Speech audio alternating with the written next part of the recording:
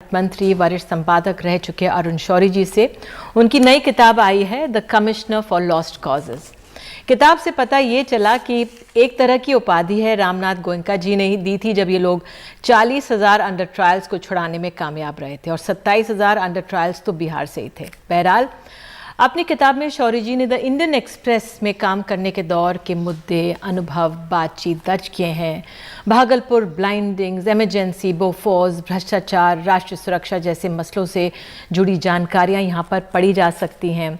एक भारी मोटी किताब है 583 पन्नों की और इसको खरीदा जा सकता है। और शौरी जी एक तरह से पुल हैं जो पुरानी पीढ़ी है, पुरानी सरकार और नई सरकार, उसके बारे में हम उनसे चर्चा करेंगे और उन्हीं से ही बात करेंगे। बहुत बहुत धन्यवाद सर आने के लिए, समय निकालने के लिए। मेरा पहला सवाल आपसे यही है कि आप वाजपेयी जी की सरकार में मंत्री रहे और आपने इंदिरा गांधी, राजीव गांधी, वीपी सिंह तमाम सरकारें देखी हैं और अब की ये सरकार बीजेपी के नेता के तौर पर आप रहे हैं और अब बीजेपी की सरकार है जो मजबूती से आगे बढ़ रही है।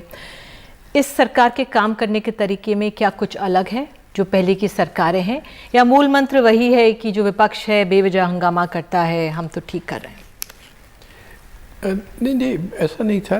पहले तो क्योंकि प्राइम मिनिस्टर की पर्सनैलिटी पर बहुत कुछ डिपेंड करता है।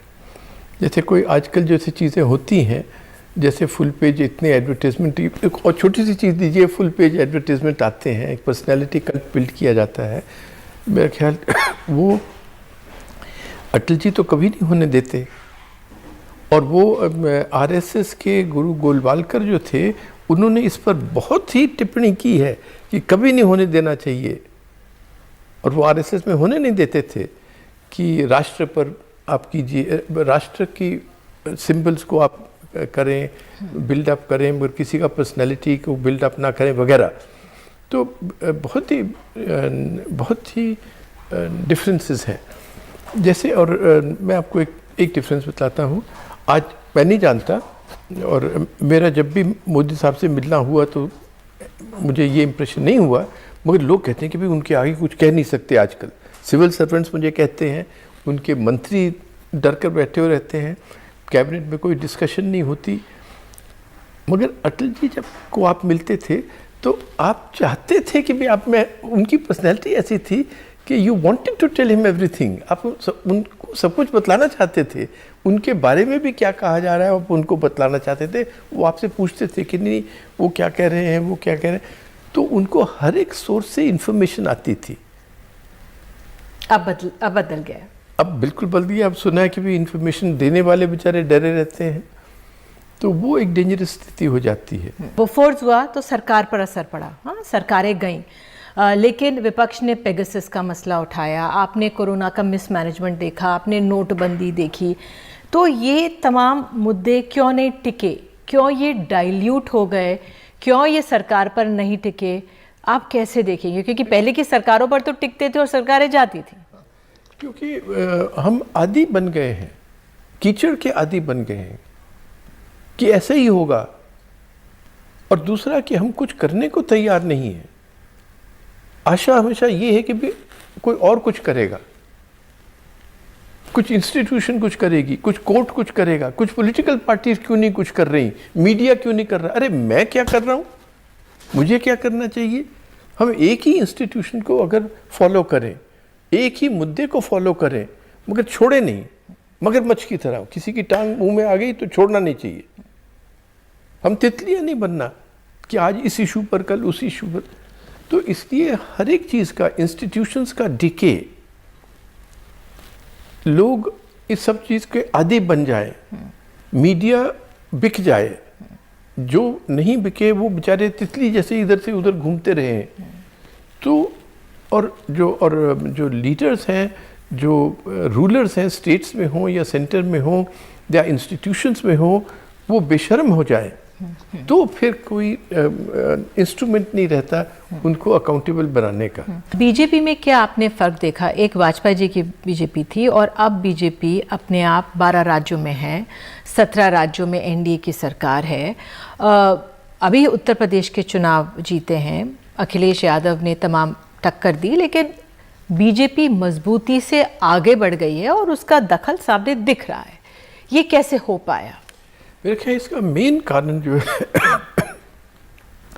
वो ये है कि आरएसएस अब बिल्कुल बीजेपी का एक इंस्ट्रूमेंट बन गया है।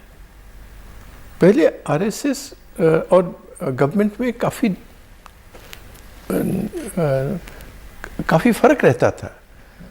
अब ये नहीं कि गवर्नमेंट आरएसएस का इंस्ट्रूमेंट है, आरएसएस गवर्नमेंट का इंस्ट्रूमेंट बन गया है और इलेक्टोरल पर्पसेस के लिए और ऐसे इश्यूज उठाने के लिए। यहाँ दंगे करा दो, यहाँ एक स्टेटमेंट दिलवा दो, यहाँ एक इशू कर दो, तो उनके काडर या उनके सिंपथाइजर्स या जो समझते हैं कि हम आरएसएस की आइडियोलॉजी फॉलो कर रहे हैं, वो अब ऐसी चीज़ें उठा लेते हैं जिसका फ़ायदा फिर गवर्नमेंट उठाती है। आपने कई जगह बोला कि अरविंद केजरीवाल को 2013 में कोई नहीं जानते थे, लेकिन प्रधानमंत्री मोदी उन पर नज़र रखे हुए हैं। IT विज़र्ड राजेश जैन, हाँ, वो तो क्या है ये बात? उसमें ऐसे था कि हम कुछ लोग थे जिनको मिस्टर मोदी ने कहा था कि आप कैंपेन में ज़रा मुझे आइडियाज़ दीजिए, तो हम लोग वहाँ अहमदाबाद में इनके यहाँ मिलते थे। तो ऐसी बातचीत चल रही थी, 5-6 लोग थे और तो उसमें कौन पार्टी क्या कर रही है। मगर उस समय 2013 में मोदी ने कहा कि नहीं केजरीवाल क्या कर रहा है। अब उस समय हमारे मन में कोई केजरीवाल को इतनी बड़ी चीज़ नहीं थी, मगर उन्होंने कहा कि नहीं उसकी टेक्निक स्टडी करनी चाहिए। और मेरा दोस्त है राजेश जैन, बहुत ब्राइट है इन चीज़ों में, तो वो फिर दिल्ली उसको भेजा गया और उसने फिर एक प्रेजेंटेशन की कि भी कैसे इनकी कैंपेन्स चल रही हैं, डोर टू डोर चल रही हैं और वॉलंटियर्स के द्वारा चल रही हैं। पैसा वगैरह उस समय नहीं, इनके पास नहीं था। अब मैं नहीं अब जानता अब क्या है, मगर door to door campaigning by volunteers. Congress कहाँ आप उसे देख रहे हैं आज? कांग्रेस एक समय से अपना अध्यक्ष तक चुन नहीं पाई है और जो अभी हाल में चुनाव में हुआ है, क्या वो दुरुस्त कर सकती है? मैडम मुझे अब तो बहुत टाइम लगेगा उनको अगर वो करेंगे। और उसमें 2-3 चीज़ें हैं। एक तो कैपेबिलिटी ऑफ लीडरशिप, और लीडरशिप जो कि हर एक को सुने। अब ये कई बार सुनने में आता है, ये हेमंत बिस्वा शर्मा ने भी कहा, मेरा मित्र प्रशांत किशोर भी बतलाता है, नीतीश कुमार के बारे में, औरों के बारे में भी ये हुआ। अमरिंदर सिंह भी कहते हैं कि भाई उनको अपॉइंटमेंट भी नहीं मिली बात करने की, तो फिर कैसे लीडर हुआ जो अपने सेना से परिचित भी ना हो और उनकी बात भी, वो बात आपको इन्फॉर्मेशन ला रहे हैं, आप उनसे मिल नहीं रहे। तो एक तो लीडरशिप का इशू है, फुल टाइम लीडरशिप का। और दूसरा इशू ये है कि काडर नहीं रहा। और ये जो एनालिसिस होता रहता है इलेक्शंस के बाद, उसमें लोग ये नहीं देख रहे कि जो मेन कारण है यूपी जैसी जगह में जीतने का, वो पोलराइजेशन भी नहीं है। वो ये है कि बीजेपी के पास एक ऐसा इंस्ट्रूमेंट है जो किसी के पास नहीं है, और वो क्या है? वो आरएसएस का काडर है। और उस काडर पर आज मेरी राय में मोहन भागवत जी का इतना जोर नहीं रहा होगा, नहीं रहा जितना कि मिस्टर मोदी का और अमित शाह का होगा।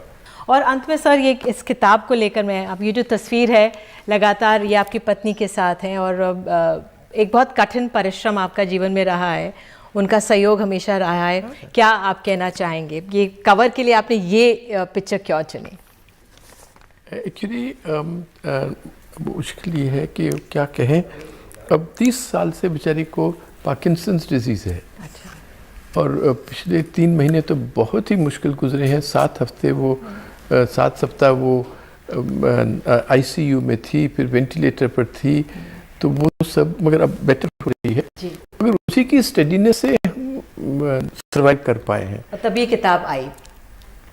इसीलिए मैंने डेडिकेट भी उसी को की है किताब। Thank you so much sir, क्योंकि आप एक पुल की तरह हैं जो पुरानी पीढ़ी, पुरानी वाजपेयी सरकार और नई बीजेपी को समझ रहे हैं, और आपने अपने अनुभव जो सामने रखे हैं, उम्मीद करते हैं कि लोग इन्हें पढ़ेंगे और इससे हम लोग सीखेंगे, क्योंकि जो इतिहास को नकारते हैं तो आगे अपना भविष्य कैसे सुधारेंगे। तो बहरहाल बहुत बहुत धन्यवाद आने के लिए स्टूडियो में। बहुत बहुत धन्यवाद, बहुत शुक्रिया।